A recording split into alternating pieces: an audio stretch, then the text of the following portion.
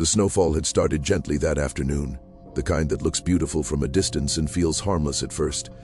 Mark remembered joking about it as he drove, saying how December always tried to look romantic before turning cruel. Emily laughed beside him, wrapped in her thick coat, staring out at the endless white trees lining the mountain road.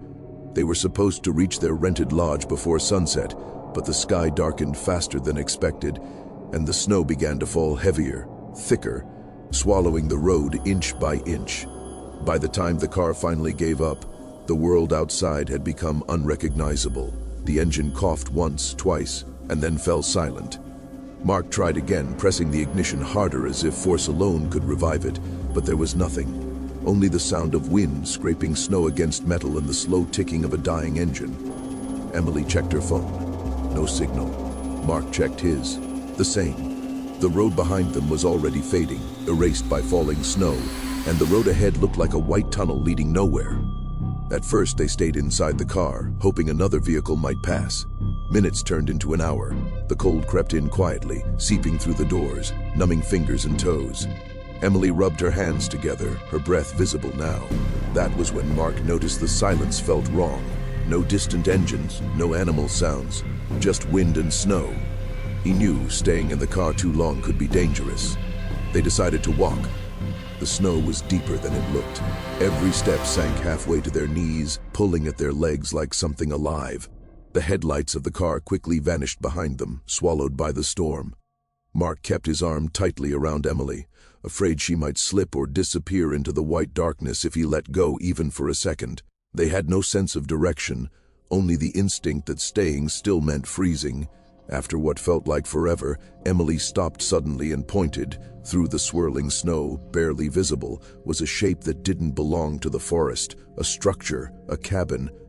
At first, Mark thought his eyes were playing tricks on him, but as they got closer, the shape became clearer. A small wooden cabin stood among the trees, its roof heavy with snow. Even stranger, a faint orange glow flickered through one of the windows. Someone was inside. Relief washed over Mark so suddenly his legs felt weak. They knocked. No answer. Mark pushed the door gently and it opened with a long, tired creak. Warm air rushed out, wrapping around them like a forgotten memory of summer. Inside, a fireplace burned steadily, logs cracking softly. The room smelled of old wood and smoke. A table stood in the corner, 2 chairs pulled slightly back, as if someone had just stood up moments ago. But there was no one there. Emily whispered Mark's name, her voice thin with fear. Mark called out, his voice echoing strangely, as if the walls were listening. No response. Still, the fire was real. The warmth was real. Someone had to be maintaining it. Yet everything felt paused. They shut the door and moved closer to the fire. Mark tried to tell himself it was a hunter's cabin, maybe rarely used, maybe someone had stepped out briefly. But unease crept in when he noticed there were no footprints outside. Not a single set leading to or away from the cabin, just untouched snow. They decided to stay the night. Leaving again into the storm felt like a death sentence. Mark added a log to the fire, surprised to find a neat stack of dry wood beside the hearth. Emily sat quietly, staring at the flames, her eyes reflecting orange and gold. Neither of them spoke much. Every sound, the wind hitting the walls, the crackle of fire, the slow settling of wood, felt too loud. When night fully claimed the forest, the fear deepened. Emily was the first to hear it, soft, crunching, the unmistakable sound of footsteps in snow. She froze, her hand gripping Mark's arm so tightly it hurt. Mark listened. There it was again, slow, heavy, circling the cabin. Mark stood and moved toward the door. He hesitated, then pulled it open. Nothing. The forest stood still, moonlight glinting off untouched snow. No tracks, no movement, just silence. Mark shut the door quickly, his heart pounding harder than he wanted to admit. He told Emily it was probably falling snow from the trees. He didn't believe it himself. They lay down on the floor near the fire, wrapped in their coats. Sleep came in broken pieces. Mark dreamed of standing outside the cabin, knocking on the door, while someone inside whispered for him to go away. He woke with a start, his chest tight, the fire now burning low. That's when Emily whispered, "Mark, look." He followed her gaze to the far wall. In the dim light, something was wrong. Faint wet marks appeared on the wooden floor. Footprints, bare footprints, leading from the door to the wall. and stopping there. Mark felt cold spread through him, deeper than the winter outside. He stood slowly, his legs trembling. The footprints were fresh, darkened by melted snow. He followed them, his breath shallow, his mind screaming that this wasn't possible. There was no door there, just solid wood. A sound came from behind the wall, a soft scraping, like fingers dragging slowly across wood. Emily began to cry quietly, covering her mouth to muffle the sound. Mark backed away, his mind racing, every instinct telling him to run, but nowhere to go. The fire suddenly flared, then dimmed, as if reacting to something unseen. The scraping stopped. Silence returned, heavier than before. They didn't sleep again. They sat together, holding each other, watching the wall until the fire burned out completely. The cold returned, biting harder now, but neither dared move.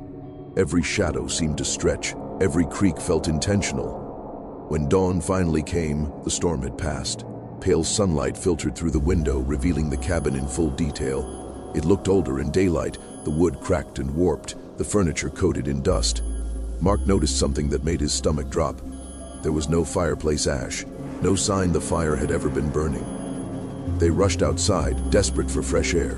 That's when they saw the rescue team approaching from the road. The men looked confused, then alarmed, when they saw Mark and Emily standing there.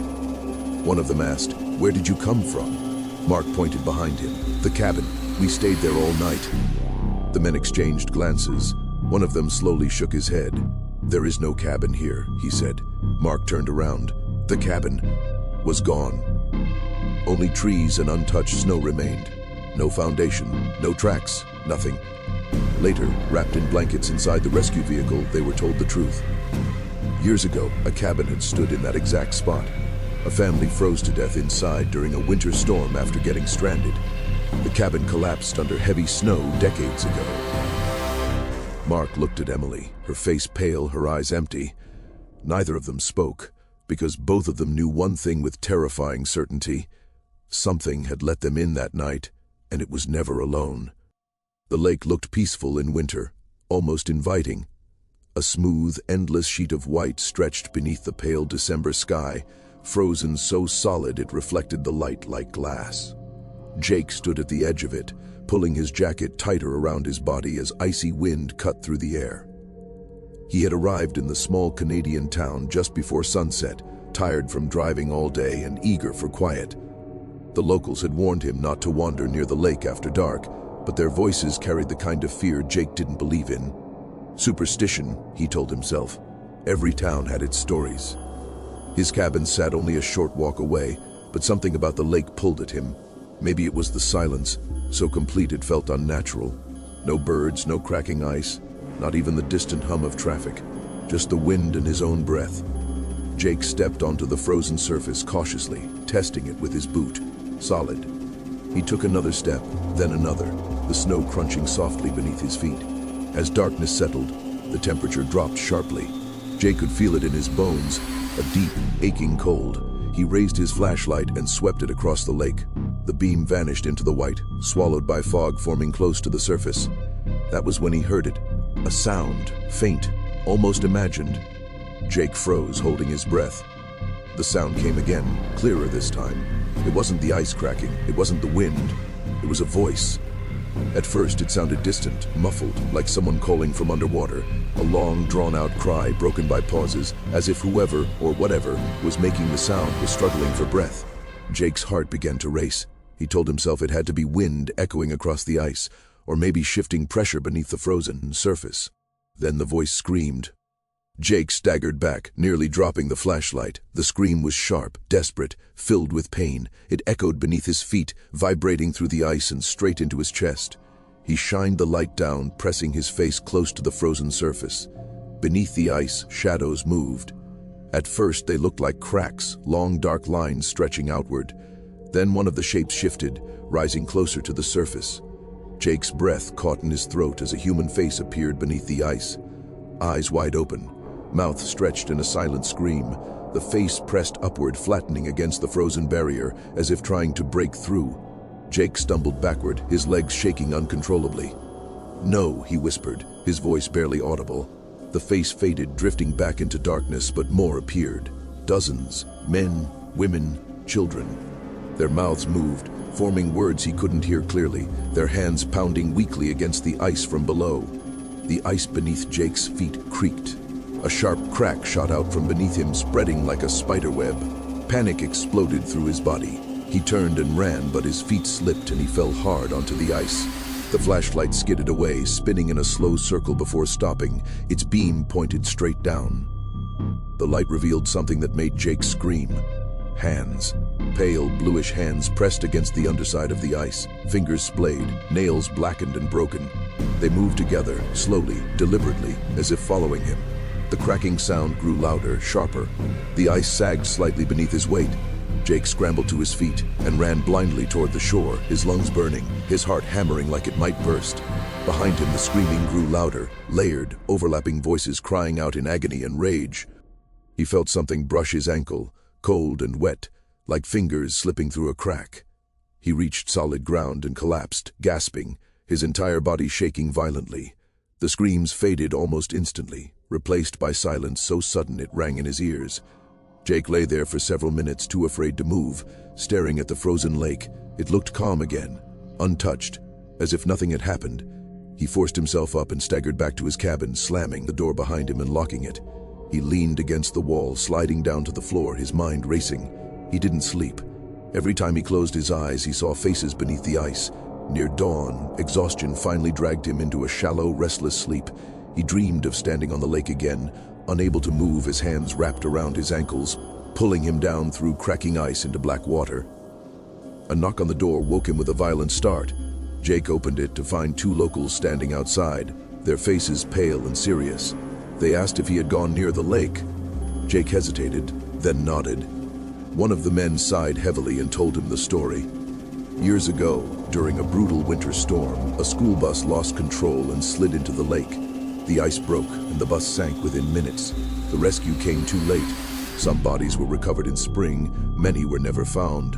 Locals said when the lake froze in December, the dead woke beneath the ice, reliving their final moments, calling out for help that would never come. Jake left town that morning. Weeks later, safe in his own home, he tried to convince himself it was all stress, fear, imagination. Until one night, lying in bed, he heard it again. A distant, muffled scream, coming from beneath the floor. The snowman appeared overnight. Sarah noticed it first thing in the morning when she pulled the curtains aside to let in the weak December light. It stood at the edge of her front yard, slightly off-center, as if whoever built it hadn't bothered to align it properly. At first glance, it looked ordinary.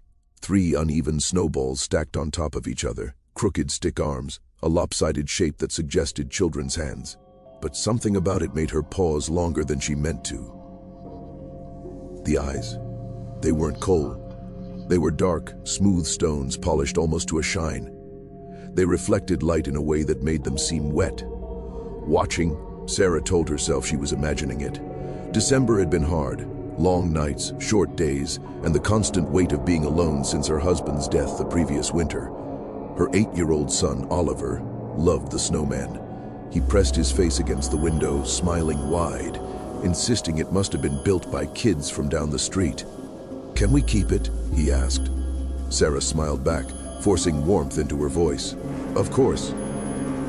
That night, the temperature dropped further, the kind of cold that crept through walls and settled deep into bones.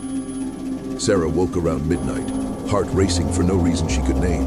The house was silent, too silent. She got out of bed and glanced out the bedroom window. The snowman had moved, not much, just enough that she wasn't sure if it truly had. It stood closer to the porch now, angled slightly toward the house. Sarah stood there for a long moment, the glass cold against her forehead. Snow melted. Things shifted. She went back to bed, uneasy but unconvinced. The next morning, it was closer again. Oliver didn't notice. He ran outside, laughing, throwing snowballs at the empty street, talking to the snowman as if he could hear him. Sarah watched from the doorway, a tight knot forming in her stomach. When Oliver came back inside, she went out and circled the snowman slowly. There were no footprints around it, none leading toward it, none leading away. That night, Sarah didn't sleep. Sometime after midnight, she heard it, a soft scraping sound, slow, rhythmic, like packed snow dragging across concrete, Her breath caught in her throat. She lay still, listening, every nerve screaming at her not to move. The sound stopped. Silence returned, thick and heavy. Sarah waited until dawn before she dared to look outside again. The snowman stood at the bottom of the porch steps. Its stone eyes faced the front door directly. Sarah called the council that morning, asking if someone could remove it. The woman on the phone sounded confused. "Remove what, ma'am?" "The snowman in my yard," Sarah said, trying to keep her voice steady. There was a pause. "There's no report of anyone building one there." Sarah hung up without responding. That afternoon, she destroyed it. She didn't let Oliver watch. She smashed the snowman apart with a shovel, sending chunks of snow scattering across the yard. When she struck the head, the stones fell free, landing with dull thuds on the ground. For just a moment, she thought she heard something crack.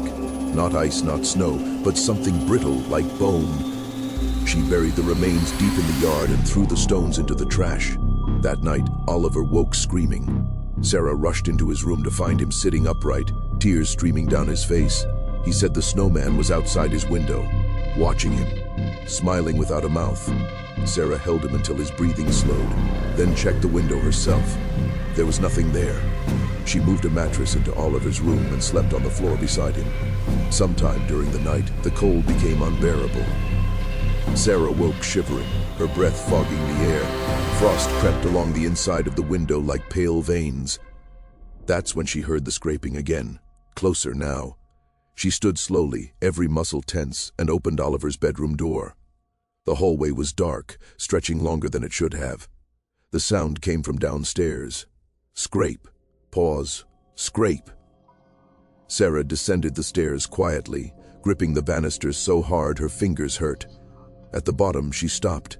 The front door was bulging inward, not breaking, pressing. Snow leaked through the edges, piling onto the floor. The scraping grew louder, faster, frantic. The door shuddered as if something heavy leaned against it from outside. Then came the knocking, 3 slow thuds. Sarah backed away, her heart hammering. She wanted to scream, to run, but her legs felt rooted to the floor. The knocking stopped. Silence fell again. A wet sound followed, dripping. Red droplets seeped beneath the door, spreading across the floorboards. Sarah stared, frozen, as the drops formed a thin line leading toward her feet. She ran.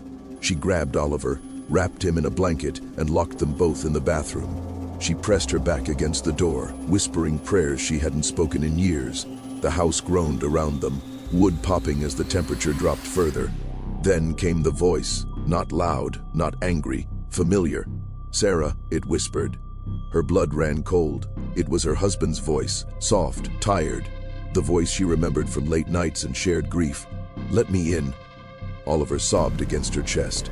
Sarah clamped a hand over his mouth, shaking her head, tears streaming down her face. The voice continued. "It's so cold out here." Footsteps moved through the house, heavy, wet, slow. Sarah squeezed her eyes shut, waiting for the door to burst open. Instead, everything stopped. When morning came, the house was silent again. The cold receded.